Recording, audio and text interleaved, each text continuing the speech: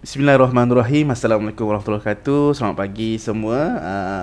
Bersama dengan kita pada hari ini wakil daripada Pusat Sukan dan Rekreasi UMT untuk bicara Prakasa HEPA sesi yang ke-6, iaitu Prakasa Memperhebat Sukan untuk Kecemerlangan. Jadi sebelum saya teruskan, saya kenalkan diri saya terlebih dahulu. Saya Muhammad Syahril Hafiz bin Ahmad Halim, Pegawai Psikologi daripada Pusat Keselamatan dan Kejayaan merangkap moderator hari ini. Apa khabar semua hari ini? Alhamdulillah sihat. Alhamdulillah sihat. Sihat Puan Nuriam, Cik Ashraf dan juga Cik Azalia. Saya panggil Cik Azalia. Okey, Cik Azalia. Sebelum kita teruskan, untuk hari ini sebenarnya bicara HEPA, Prakasa HEPA untuk sesi yang ke-6 ini adalah untuk kita ulas berkaitan dengan Prakasa Memperhebat Sukan untuk Kecemerlangan. Jadi ada beberapa titik-titik sentuhan yang akan kita ulas berkaitan dengan bicara HEPA pada hari ini, yang pastinya fokusnya lebih kepada sukan. Dan untuk tanpa saya lengahkan, saya teruskan dengan soalan pertama kepada Puan Nuriam. Boleh Puan Nuriam? Boleh. Tapi hari ini kita santai je lah. Jangan kita santai je. Jadi kita pergi ke titik sentuhan yang pertama, iaitu berkaitan dengan allowance. Sebab saya dimaklumkan ada perubahan terkini untuk allowance atlet sukan. Jadi Puan Nuriam boleh ulas dengan lebih lanjut kot untuk titik sentuhan pertama ni. Okey, terima kasih Cik Syah dan sama bersua semua pendengar dan penonton.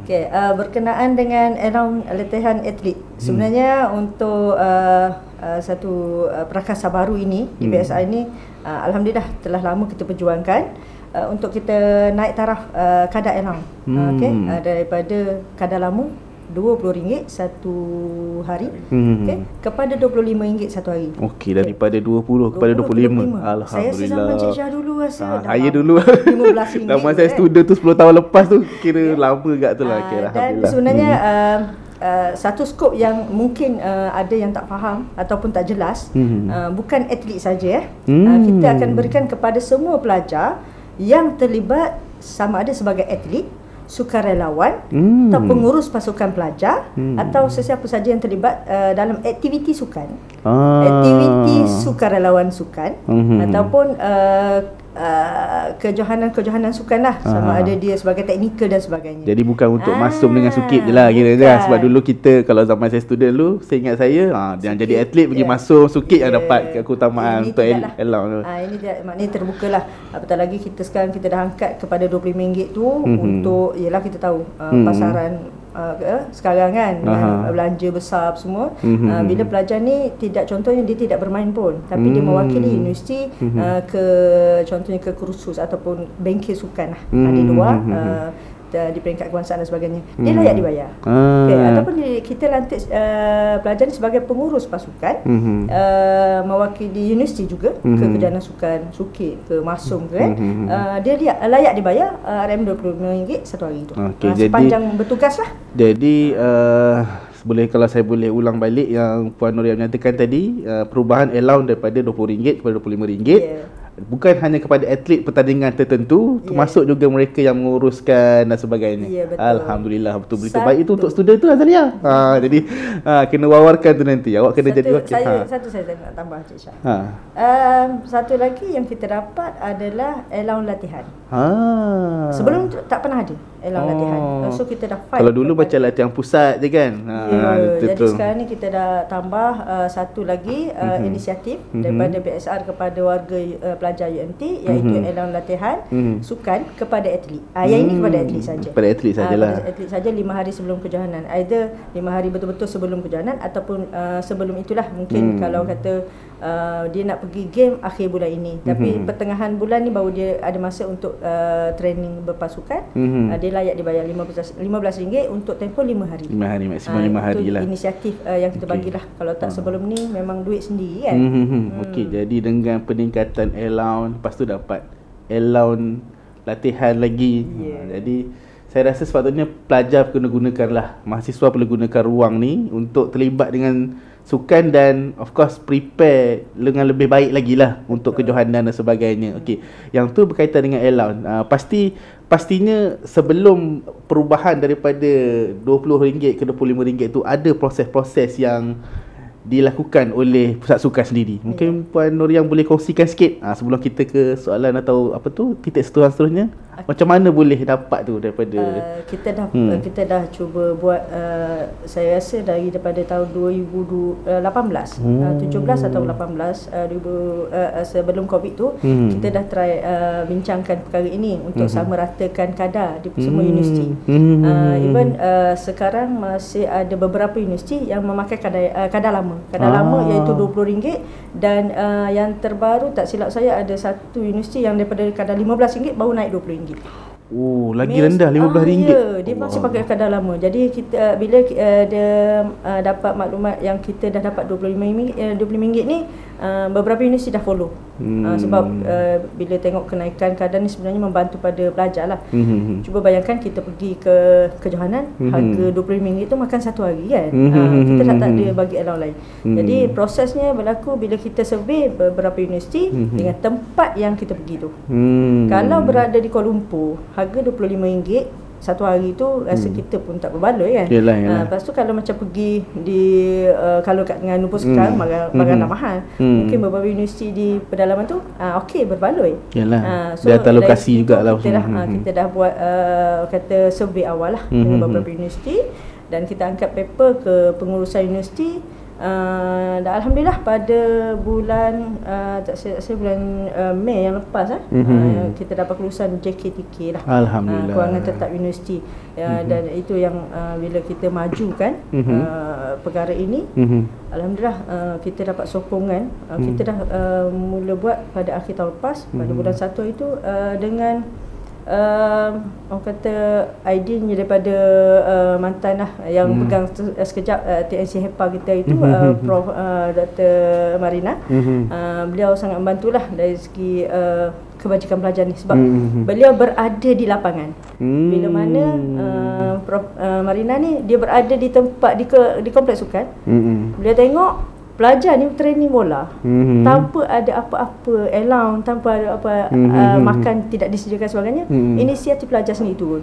Itu yang terdetik di peringkat pengurusan bagi kata wakil lah di peringkat pengurusan yang melihat sendiri pengorbanan pelajar ni. Jadi rentetan daripada tu bila kita PSR bawa balik cadangan ni untuk naik taraf kadar ni di peringkat pengurusan tertinggi, setujulah. Sebab tu kita perlukan keterlibatan pengurusan tertinggi dalam kata di peringkat lapangan ni. Jadi rentetan daripada usaha yang dibawa tu dibawa oleh pengurusan sendiri ke peringkat tertinggi dan akhirnya dibawa oleh Provizani untuk titik sentuhan kepada Prakasa HEPA ni lah. Itu dia ialah dia kata proses tu ambil masa yang lama dan alhamdulillah kita dapat bawa ke Prakasa HEPA untuk titik sentuhan yang pertama ni untuk pusat sukan ni. Betul.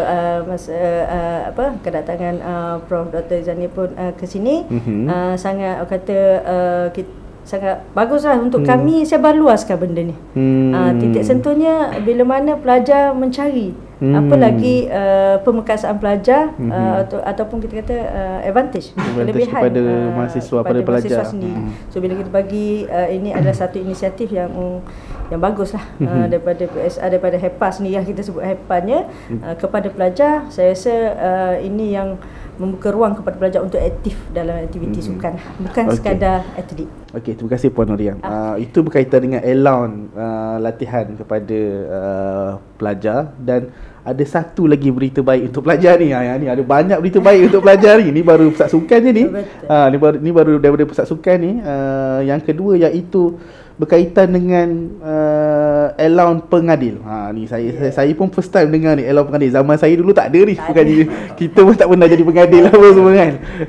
Boleh Puan Nuriam kongsikan berkaitan dengan allowance ni. Okey, yang ini pun satu inisiatif baru.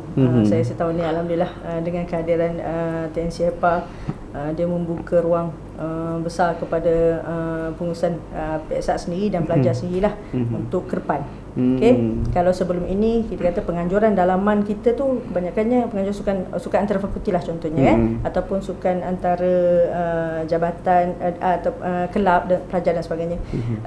Kalau di peringkat fakulti betul pihak saya uruskan dengan keterlibatan pengadil daripada luar dan sebagainya kan.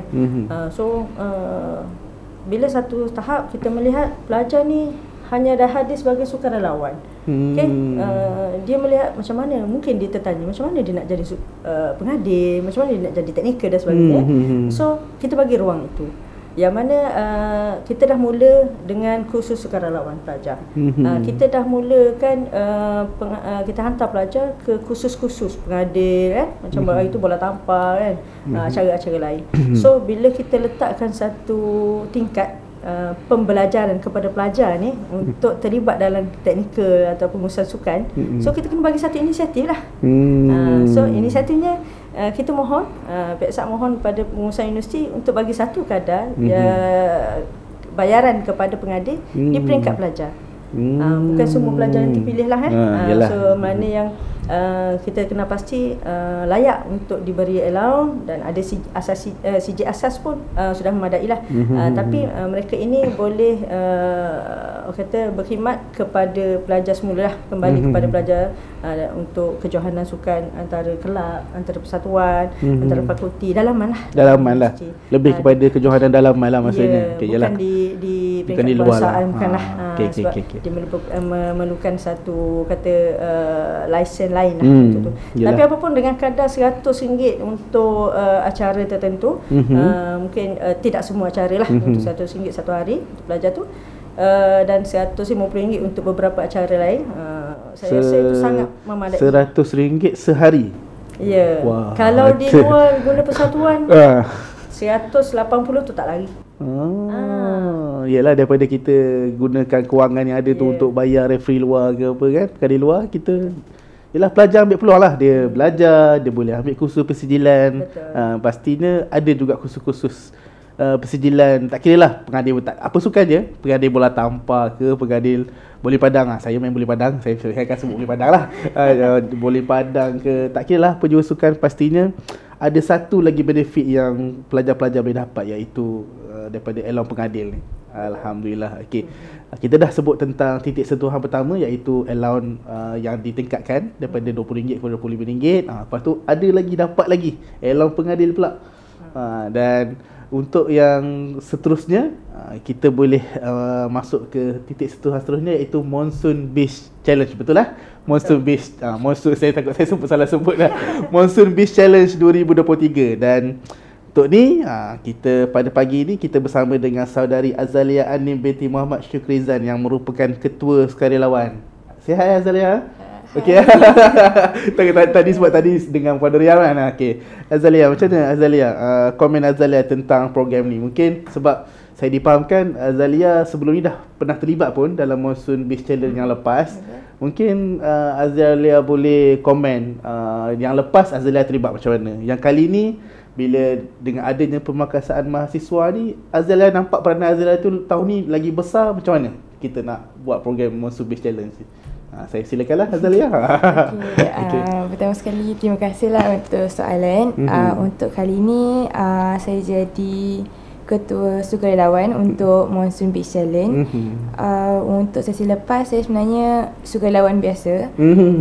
Tapi tahun ni saya diberi kepercayaan lah untuk menggalas tanggungjawab lebih besar sebagai ketua sukarelawan. Dan untuk Monsoon Beach kali ni, boleh dikatakan Monsoon Beach Challenge ni dah kira macam annual program lah, sebab ada kali kelima dah dijalankan. Kali kelima, Alhamdulillah. 2018 yang pertama ke? Lebih kurang lah 2018. And then kali ni macam program dia lagi high impact sebab salah satu program high impact HEPA lah, dengan kerjasama banyak-banyak perbadangan yang lebih besar, macam Jabatan Belia. Lepas tu ada juga kerjasama dengan Kementerian Pelajaran Tinggi. Jadi program kali ni memang kira besar lah. Dan bagi saya, tanggungjawab sebagai ketua sukarelawan tu awalnya untuk sesi lepas kiranya memang untuk pelajar-pelajar je. Tapi kali ni untuk Monsoon Beach kali ni dia lebih berskala besar sebab akan melibatkan negara luar. Sebab untuk Monsoon Beach kali ni ada invitation untuk 3 universiti Indonesia, 3 universiti dari Thailand, terbuka kepada IPT dan komuniti jugalah. Jadi kiranya untuk kali ni dengan adanya penyertaan universiti negara luar, pastinya dah berskala antarabangsa lah kan. Dah berskala antarabangsa. Mungkin di samping kita sebut tentang Monsoon Beach Challenge ni, nak minta bantuan Cik Ashraf dan Puan Nuriam jugalah. Apa dia sebenarnya tentatif program Monsoon Beach Challenge ni atau pengisian-pengisian dia? Boleh kot. Saya silakan siapa-siapa. Okey, sebagaimana yang Hasrat TNC lah, sebenarnya MBC ni dah ada dalam perakasannya, dalam titik sentuhnya. MBC sendiri sebelum ini dilaksanakan oleh PSR. Okay? Kali kelima ni saya rasa yang ni yang paling besar lah kot, insyaAllah. Dengan keterlibatan semua agensi atau semua entiti di HEPA. Okay? PSR dengan acara sukannya, bola tampar, bola jaring, memancing, larian dan bola sepak lah kita ada kan. Okay. Lepas tu setiap entiti lain, pusat pelayaran dengan sailingnya, pusat budaya dengan kebudayaan, aktiviti kesenian, kita akan ada rodat, kita akan ada persembahan silat kura-kura silat kura lepas tu dengan sukan tradisionalnya, insyaAllah kita akan ada sepanjang minggu tu, bermula pada 16 hingga 18 hari bulan tu akan dipenuhi dengan pelbagai aktiviti. Bulan berapa tu? Bulan 16 hingga 19 November Okay. di pantai UMT. Di belakang 4 bulan lagi tu, 4 bulan lebih lagi tu. Ya, betul. Lepas tu dengan pusat-pusat lain pun, pusat pembangunan holistik pelajar, kaunseling, kolej kediaman dan sebagainya lah. Saya rasa PHAP sendiri pun akan membantu secara keseluruhannya. Jadi ini adalah satu big event HEPA sendirilah. InsyaAllah saya rasa dengan keterlibatan TNC HEPA nanti perkara ni akan lebih nampak high impactnya, sebab kita akan bangkitkan isu-isu alam sekitar, bangkitkan isu-isu pemekasaan mahasiswa, penganjuran yang diuruskan oleh mahasiswa sendiri, keterlibatan pelajar kita di peringkat antarabangsa ni, macam mana nak menguruskannya lah.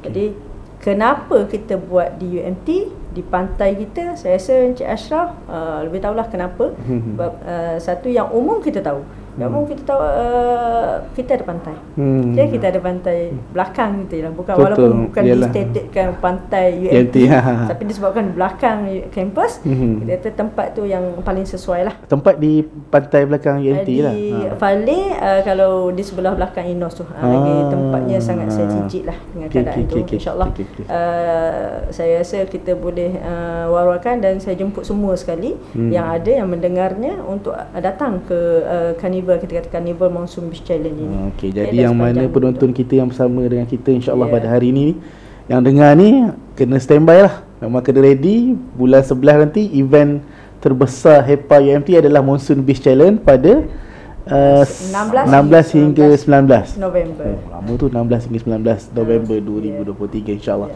Okey, sebelum kita ke poin seterusnya, boleh kita berehat sebentar lah. Nanti kita akan teruskan dengan sesi yang seterusnya. Terima kasih. Kita akan teruskan dengan sesi seterusnya nanti. Assalamualaikum. Okey, kembali sekali lagi bersama dengan kita hari ini, iaitu untuk slot Prakarsa HEPA memperhebat sukan untuk kecemerlangan. Jadi untuk slot yang pertama, untuk sesi kita yang mula tadi, kita ada sentuh berkaitan dengan titik sentuhan yang pertama, iaitu allowance sukan, dan yang kedua iaitu allowance pengadil, dan yang ketiga ialah Monsoon Beach Challenge. Tadi kita dah ada sentuh sedikit berkaitan Monsoon Beach Challenge lah. Mungkin untuk dengan lebih lanjut lagi, boleh Encik Ashraf kongsikan sedikit berkaitan dengan Monsoon Beach Challenge 2023 ni, Encik Ashraf. Okey, pertama sekali terima kasih kepada Encik Shah dan semua kru yang terlibat. Okey, untuk Monsoon Beach Challenge kali yang kelima ni, saya dimandatkan oleh pengurusan sebagai ketua teknikal. Okay, jadi untuk kali ini kita akan adakan 5 jenis sukan. Okay, seperti ada Puan Nuriam ada sebut tadi. Okay, bola tapak pantai, bola sepak pantai, bola jaring pantai, kemudian larian dan memancing lah. Larian dan mancing ni merupakan 2 acara baru. Okay, sebelum ni kita just fokus pada 3 sukan yang saya sebutkan tadi lah, bola tapak pantai, bola sepak pantai dan bola jaring pantai. Jadi dengan penambahan 2 acara sukan lagi ni, kita melihat kita nak besarkan lagi lah. kita punya prestige kejohanan tersebut. Di samping kita nak menambah nilai lagi prestige tu, kita jemput juga penglibatan antarabangsa seperti mana Azalia sebut tadi, saudari Azalia. Sebelum ni pun pada edisi yang kedua pada tahun 2019 sebenarnya kita pun dah menjemput lah di peringkat antarabangsa ni, iaitu satu penyertaan pasukan Bata Bawah Pantai daripada Universiti Prince Songkla Patani. Jadi untuk edisi kali ni yang kelima ni kita luaskan lagi Indonesia. Indonesia pun dah ada start start kita jemput Indonesia lah, dan difahamkan pun mereka berminat lah untuk menyertai kejohanan edisi yang didasarkan penyertaan ke Cik Ashraf ke macam mana setakat ni? Kita just bagi tahu secara verbal dan mereka kata mereka menunjukkan minat lah. Jadi lepas ni kita akan work out ke arah tu, sebab sekarang ni pun kita pun dah bermesyuarat ni apa semua proses. Kita akan jemput secara rasmi lah. Jemput secara rasmi lah dengan surat menyurat, email dan sebagainya. Ya, betul. Okey. Saya dimaklumkan tadi ada dua acara baru, mancing dengan larian pantai. Larian pantai. Ya. Memancing tu terhad kepada pelajar ke atau komuniti ke macam mana? Yang itu kita bukalah kepada semua. Kita buka kepada semua. Komuniti pun boleh, pelajar pun boleh. Sebab kita nak sukan bukan terhad kepada satu golongan lah. Kita kalau boleh nak melibatkan semua semua lapisan masyarakat, especially kita di peringkat UMT ni sendiri. Kita melihat universiti dan komuniti tu orang kata berpisah tiada. Kita kalau kita tak nak berada dalam kita punya zone ataupun teritori kita sendiri lah. Jadi penglibatan komuniti sebenarnya amat penting supaya mereka ni orang kata apa, merasai kewujudan UMT ni berada di dalam komuniti setempat. Larian pantai kalau boleh kongsi berapa jarak ke ada, kalau ada info awal? Larian pantai setakat ni kita dipahamkan kita ambil sekitar kawasan UMT sehingga yang saya dapat ni sehingga ke Drawbridge insyaAllah. Drawbridge. Sehingga ke Drawbridge lah kita punya perancangan awal. Cuma nanti apa nama tu kita akan decide balik kan sama ada laluan tersebut apa nama sesuai atau tidak dengan sepanjang program tu nak dijalankan nanti based on technical punya part lah. Yalah, yang tu kena ada libatkan PDRM, apa semua kena dapat khidmat nasihat PDRM apa semua sekali lah. Okey. Terima kasih Cik Ashraf. Sedikit maklumat tambahan berkaitan dengan Monsoon Beach Challenge dengan acara-acara yang baru juga. Larian pantai, ada pertandingan memancing. Yang tu sebab pertandingan mancing ni saya ingat baru ni Batu Rakit pun ada buat pertandingan mancing, ramai yang sertai, hampir ribuan pemancing. Jadi tak mustahil kalau dengan promosi yang baik, dengan dengan cara promo yang betul, tak mustahil penyertaan tu memang ramai lah. Apatah lagi di pantai belakang tu kan, sebab cantik. Sebab saya ada pergi hari tu, memang cantik sangat dia punya tempat dia apa semua sekali. View pun cantik kan.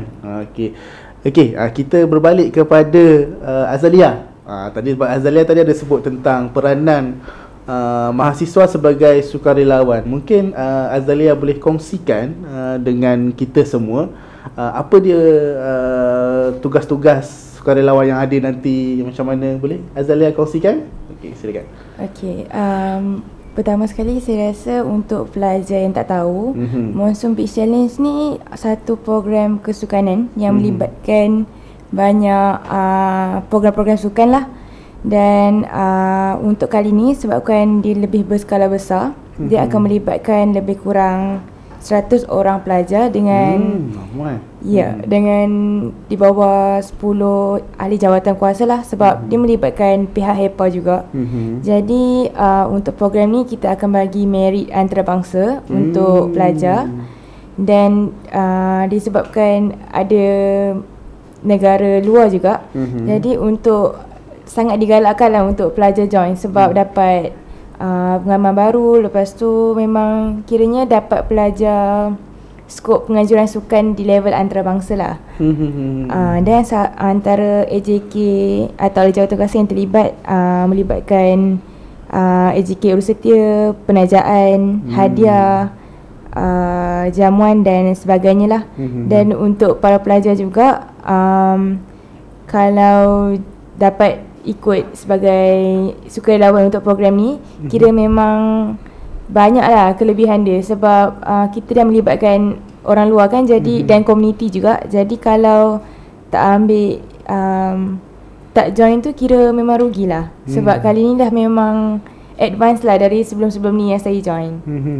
Okey, jadi Azalia dah kongsikan tentang kalau pelajar tak sertai sebagai sukarelawan tu rasa rugilah, tak dapat pengalaman baru kan, dapat handle pasukan antarabangsa, dapat jumpa rakan-rakan universiti daripada universiti luar kan.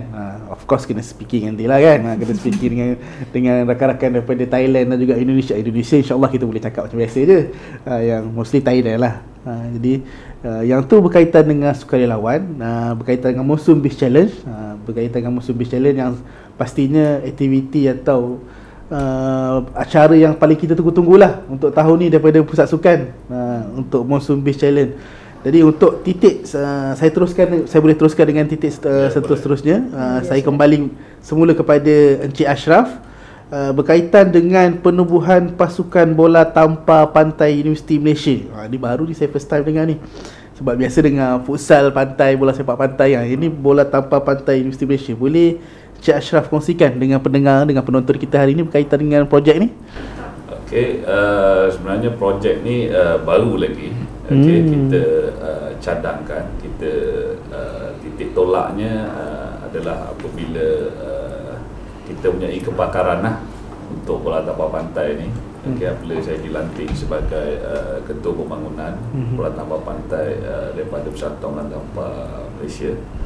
Okey, dan kita telah membuat kunjung hormat dan mesyuarat bersama Seksyen Sukan KPT yang diketuai oleh bos saya, Puan Siti Noriam, pada April pada April baru ni lah, maknanya masa bulan Ramadan pada masa itu. Okey, dan kita propose Malaysia University Beach Volleyball Team ni untuk persediaan kesukan Universiti ASEAN 2024 di Surabaya, Indonesia. Jadi kita propose bahawa pasukan bola tapak pantai Universiti Malaysia ini akan ditadbir urus oleh Pusat Sukan dan Rekreasi UMT lah. Jadi kita pun dah work out, kita dah mendapatkan kita punya data-data, kita punya jurulatih, kita punya atlet, dan kita pun dah present kepada Seksyen Sukan KPT dan kita sedang menunggu keputusan lah. Dan projek ini Alhamdulillah kita mendapat blessing daripada kita punya big boss TNC EPA kita, Profesor Mahdia Dr. Izani, dan beliau pun amat menyokong lah. Dan projek ini dikawal selia atau ditadbir urus oleh Pusat Sukan UMT dengan kepakaran dan niche UMT itu sendiri.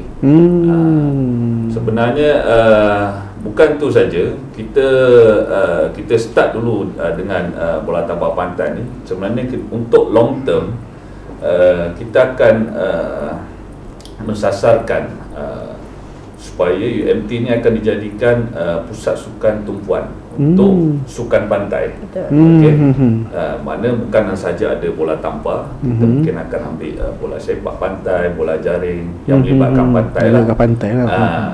Kerana untuk makluman semualah, sebenarnya di peringkat dunia, kejohanan sukan dunia, kita ada World Beach Games.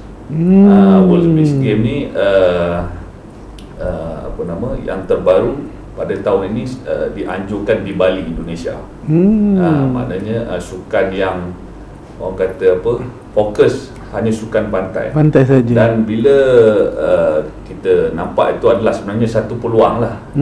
Ada tim ke Cik Ashraf? Malaysia ada tim ke yang bola tapak pantai tu semua? Ada. Kita ada tim. Kita ada tim. Memang kita ada tim. Dan yang saya sebut World Beach Games tadi itu adalah kita punya long term plan lah. Long term plan. Supaya mungkin satu hari nanti, tak mustahil UMT itu sendiri melalui Pusat Sukan kita akan menganjurkan World Beach Games tu. Itu kita punya aim lah, sasaran untuk sasaran jangka panjang lah. Dan tak mustahil juga ada atlet UMT yang boleh jadi atlet Malaysia untuk kejohanan dunia tu kan. Betul. Okey. Jadi untuk berkaitan dengan perubahan pasukan bola tanpa pantai ni, saya nak seperti yang Cik Ashraf komen tadi, ulas tadi, nampak dah ada kita dah mula anjurkan Monsoon Beach Challenge ni. Dari situ kita pun dah ada pasukan bola tanpa pantai kita sendiri. Dan rentetan daripada tu juga dibawa inisiatif tu kepada KPT untuk penubuhan pasukan bola tanpa pantai itulah. Nampak cantik dia punya route tu kan, dia punya perjalanan tu. Dan moga kita dapatlah PT ke PST, saya tak ingat. PST Pusat Sukan Tumpuan tu.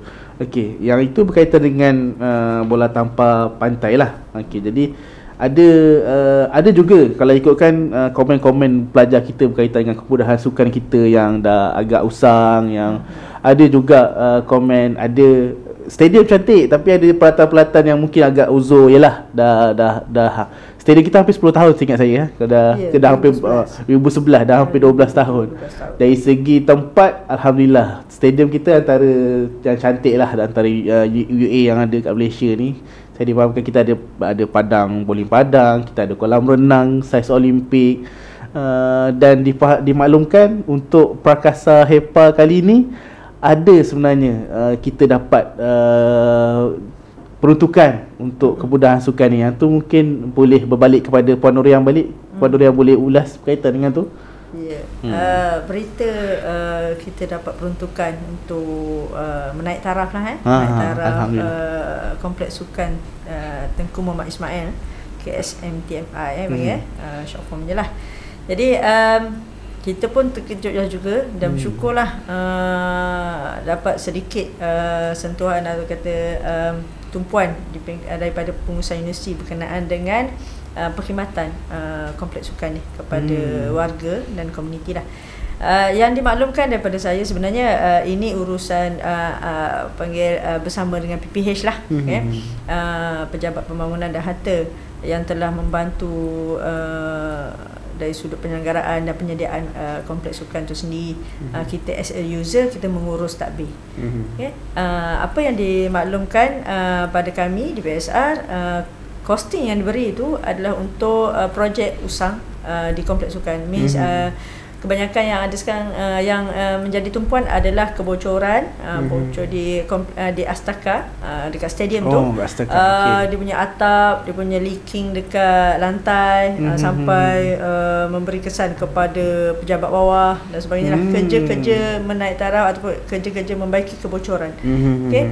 Termasuklah di sebelah Dewan pun adalah. Jadi kos yang diberikan tu itu tidak termasuk dengan kerja membaik pulih lantai, tidak termasuk dengan outdoor court, dengan bowling padang lah. Jadi insyaAllah ini di bawah rolling plan RP3 yang telah diluluskan oleh KPT. Jadi insyaAllah the next RP4 kita bawa lagi sekali berkenaan dengan lantai ataupun resurface balik Dewan Kompleks Sukan dengan outdoor court tu.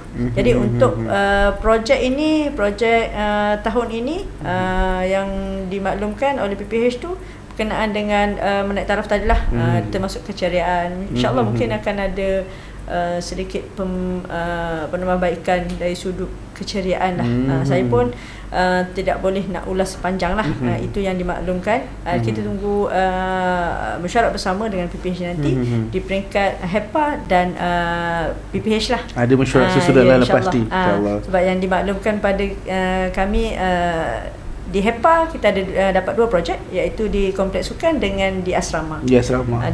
Asrama pun ada juga. Kediaman ada juga. Kolej Kediaman pun ada juga berkenaan dengan tambah baik bilik saya. Tambah baik bilik, baiki kebocoran juga. Jadi itu adalah projek-projek usang yang yang terdapat di Kompleks Sukan dengan di Asrama lah, untuk projek HEPA. Untuk projek HEPA. Jadi kos tu sebenarnya pada kami dah banyak, tapi sebenarnya bukan untuk satu projek, untuk ada 2-3 tempat lah. 2-3 tempat lah. Tapi kita masih memerlukan sentuhan dari sudut perkhidmatan ataupun dari sudut keperluan pelajar, tempat untuk training, tempat untuk beriadah tu. Kita perlukan. Jadi kita masih memerlukan sentuhan dari sudut perkhidmatan ataupun dari sudut keperluan pelajar, tempat untuk training, tempat untuk beriadah tu. Kita perlukan. Jadi kita masih memerlukan sentuhan dari sudut perkhidmatan ataupun dari sudut keperluan pelajar, tempat untuk training, tempat untuk beriadah tu. di dewan tertutup di dewan serbaguna dan outdoor court lah. Ya, insya-Allah kita akan bawa balik ke pengurusan universiti. Kami akan mohon baliklah untuk keselesaan pelajar. Yalah sebab saya kalau saya difahamkan dari segi dewan tertutup, kita pun bukan sahaja digunakan oleh pelajar. Kalau ikutkan, kita pun turut ada menganjurkan sukan-sukan yang oleh agensi-agensi lain yang menggunakan fasiliti kita. Jadi bila ada orang luar guna dan dia tengok kita punya fasiliti agak usah ke apa, jadi lebih baik kita usahakan untuk untuk tambah baik dari masa ke semasa kan. Okey. Yang tu berkaitan dengan fasiliti, kemudahan. Alhamdulillah kita dapat 400,000 tu bagi saya nilai yang besar lah untuk kemudahan pelajar kita juga nanti. Okey. Untuk titik sentuh seterusnya, yang ini berkaitan dengan bakat, berkaitan dengan pembangunan bakat sukan universiti. Pastinya saya kalau kita tengok contoh universiti lain lah, macam UiTM, macam UPM, dia ada cara dia untuk tarik talent bakat daripada, tak kira lah daripada Sukma ke, daripada apa jua saluran yang ada untuk masuk ke universiti tu. Jadi untuk UMT sendiri, sebenarnya ni saya tujukan kepada Cik Ashraf direct lah kan, sebab Cik Ashraf dia ketua untuk seksyen prestasi tinggi ni. Apa perancangan pasukan Cik Ashraf sebenarnya untuk kita cuba tarik pelajar-pelajar ni daripada bakat-bakat yang ada ni?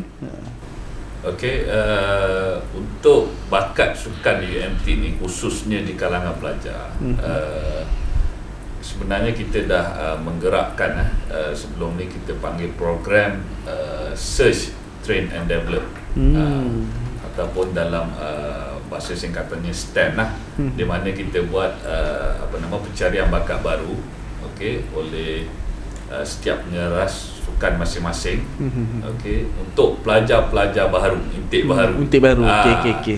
Jadi program STEM ni kita dapatkan segala data dan maklumat, dan kita akan buat satu program macam mini game ataupun friendly match lah.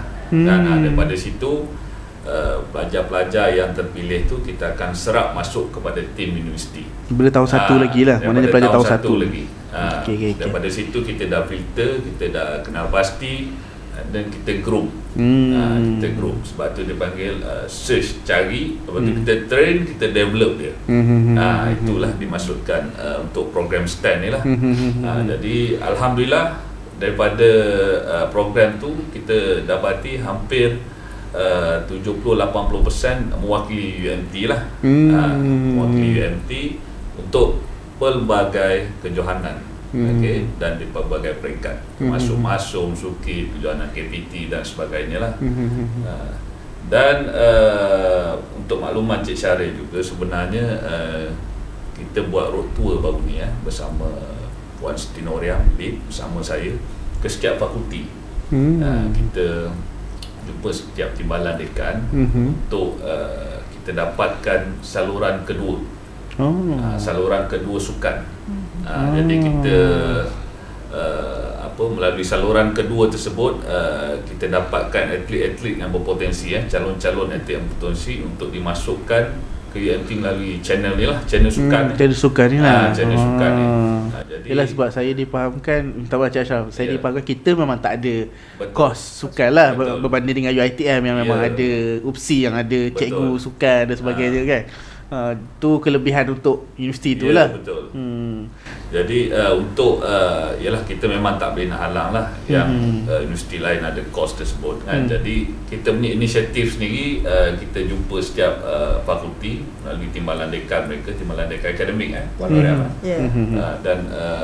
dan mereka pun bersetuju lah.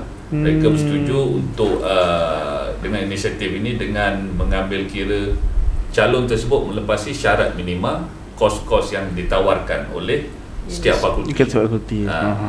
Jadi untuk makluman juga pendengar dan Cik Syaril, pada 28 Julai ni Pusat Asasi STEM PASTEM bersama kita akan ke Sekolah Sukan Bukit Jalil. Kita akan buat promo tu.